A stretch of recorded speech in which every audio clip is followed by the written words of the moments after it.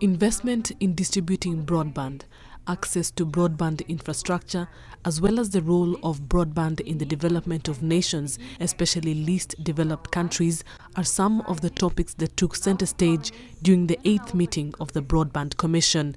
President Paul Kagame, who co-chairs the commission, told participants at the meeting that investment in broadband and establishing favorable policies that enable citizens to benefit from broadband is indeed critical.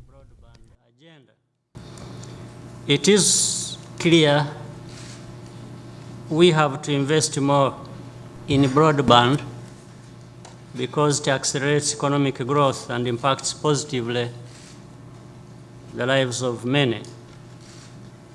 Going forward, the Commission's work should focus on strengthening policy orientations that make broadband universally accessible.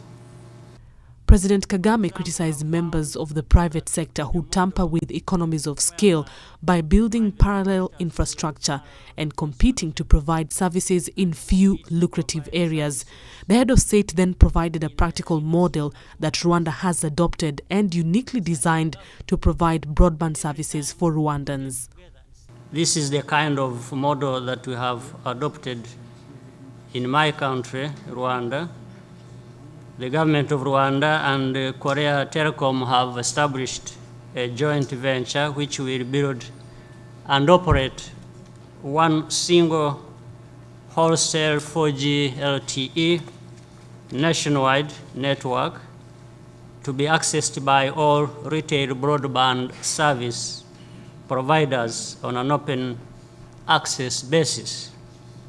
We believe this will accelerate rollout and affordability of broadband services for Rwandans. The 8th Broadband Commission meeting also saw the unveiling of the State of Broadband 2013, which showed that the number of people accessing broadband is at an all-time high. The State of Broadband report indicates that people who are accessing broadband subscriptions through computers or even smartphones like these ones are growing at a rate of 30% each year. Billionaire and philanthropist Carlos Slim, who also co-chairs the Broadband Commission, called for support in propelling broadband and gender with a focus on broadband access for women and girls.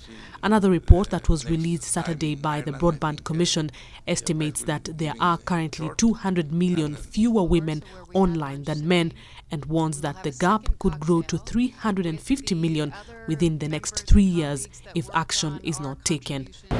Although the State of Broadband Report 2013 indicates several challenges, especially the lack of internet connectivity for around 90% of people living in least developed countries, the Broadband Commission meeting has shown reinforced energy with the continued realization that sustainable development is possible with broadband.